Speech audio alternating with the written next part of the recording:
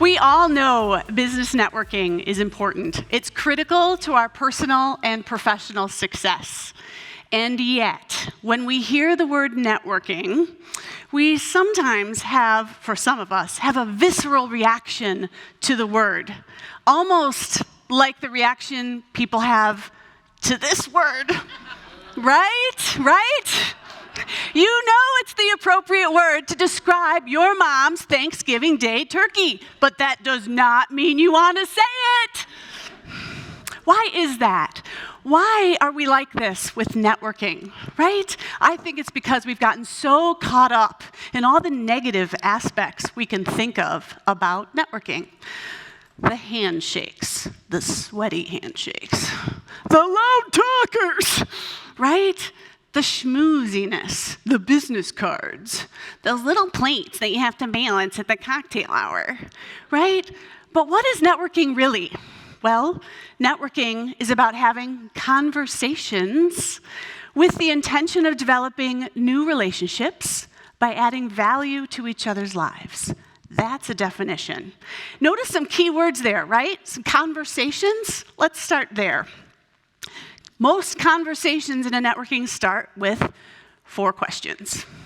And these 4 questions, you all know them. I don't care what company you're from, what state you drove in from, you know these 4 questions. They are expected. They come up in almost every networking setting. Allow me to demonstrate. Hi, how are you? Good. Nailed it! Well done. I'm Gina Glover. You are? Scott Hansen. Question 2. This is not rocket science. Now, question 3 does dig a little deeper. Scott, where do you work? I didn't say a lot deeper. Where do you work? Excellent. And finally, question 4. What do you do there? It's a hard question, apparently. Find speakers, of course you do, yay! These 4 questions are I call them the typical corporate 4, and they are what people expect in networking settings. They weren't hard, were they? That's because they're recitation questions. Maybe that 4th one you might work on a little bit, Scott. But they're the 4 questions we know and we expect. They're questions that, well, they're small talk, right? And I kind of compare this to the cheese tray that shows up at every high school graduation party in the state of Wisconsin where I live.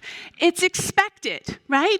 People will appreciate that it's there. It's good, but it doesn't inspire people. It doesn't move people. Honestly, the cheese tray specifically, if we want to get technical, is the opposite of moving people, but I digress. It doesn't inspire. It doesn't form connections. The real power, the magic, if you will, happens when we move past the small talk, past the 4 questions, to the 5th question.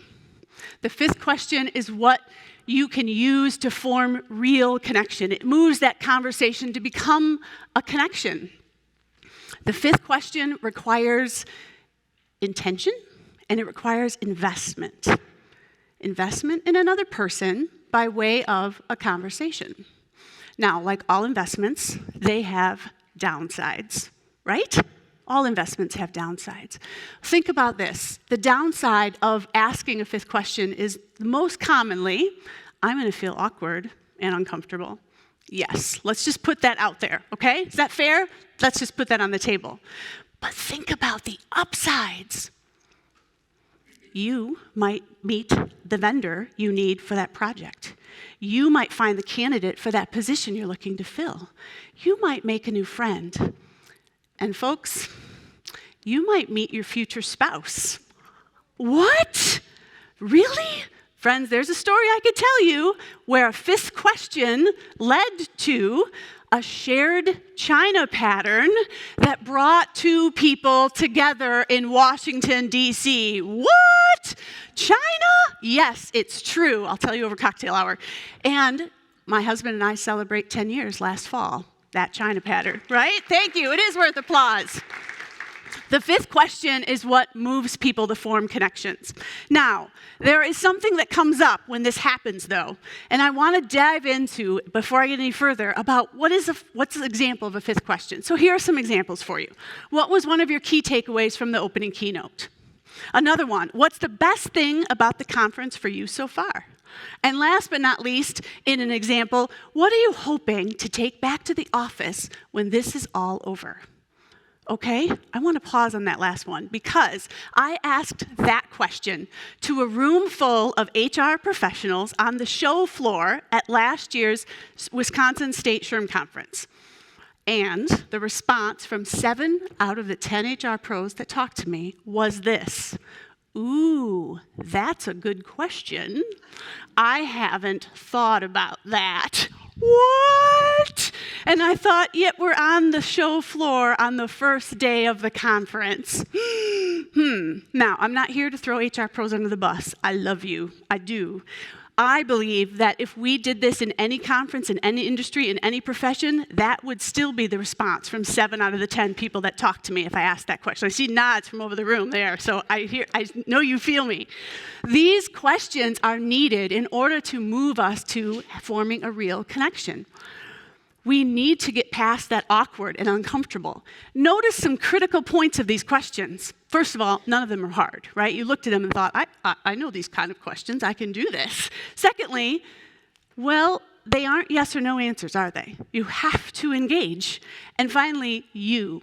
You is in each one of the other person is at the center of these questions. They are the focus. That is the goal. So how do we do this? Well, in my talk, I want to just share a little bit more. We get into some obstacles because there are some things that get in the way of asking and having a good conversation from a fifth question. And these obstacles start with the fact that none of us listen well. None of us listen well. So in my talk, I go through an exercise, and in more time, I would call somebody up to the stage, and we'd do this in front of you, and we'd all laugh, ha ha, and we'd have lots of fun, or we'd do it at our tables. These are the phrases we send when we aren't listening. I don't care about you. I don't understand you. You're stupid. You're wrong, and you are wasting my time. Now, somebody would say, Gina, I would never say any of those. You never say any of those things, right? But we do. We send those exact messages out when we are not listening, and we demonstrate that in a fun way on stage together. These are the first 3, selective, inattentive, and defensive, and I dive deep into defensive. I get to say the word amygdala, which is fun. Say it, Scott, amygdala. Isn't that fun? Yeah, it's fun. Yeah, see, it's hard, though. It's hard, clearly. We spend a little time with Julia and Tony here, fictional characters, but we laugh with them. It's a Mad Libs exercise, and we all have a good time. We talk more about defensive listening and amygdala again, and we also talk about how, well, it's really hard to stay with the person who's speaking. We want to shift the response to us because that's how we relate instead of supporting the response. That's difficult, requires intention. We do a lot of exercises around that. We all collectively have this moment where we realize we all have bias. Ready for that? And I prove that with a simple story, if we've all ever driven a car, which most people have. Finally, I spend a little time mentioning that the fifth question is just the beginning. The power also is in the follow-up to the fifth question. What do you do afterward? You may met and made a connection with a wonderful person, but now what? Now what do you do? And there's a talk really uniquely called Follow-Up to the Fifth Question. I know, right? And it can be available as a keynote, or it can be a virtual experience after the conference is over for your leadership team or a smaller group. I love to use Talkadot. This is a way for me to get feedback immediately from the people who are in the room, and I share that with you, the meeting planners, on site, so you know whether the content resonated and the people had a good experience.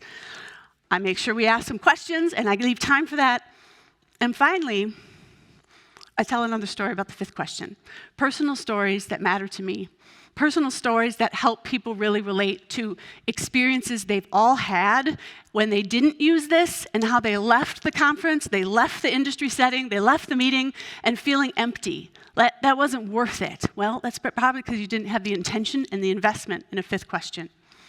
Friends, I wrote this talk because I believe Every conversation is an act of love. I know, let that sit for a minute. Every conversation is an act of love. If we treated them that way, we'd probably have better ones. Fair? And it requires you to step into the awkward and the uncomfortable. Yes, that's there. It requires you to give a little. Take a little, and let your poor heart break a little. That's the story of, that's the glory of love. Friends, I'm Gina Glover, and this is the fifth question.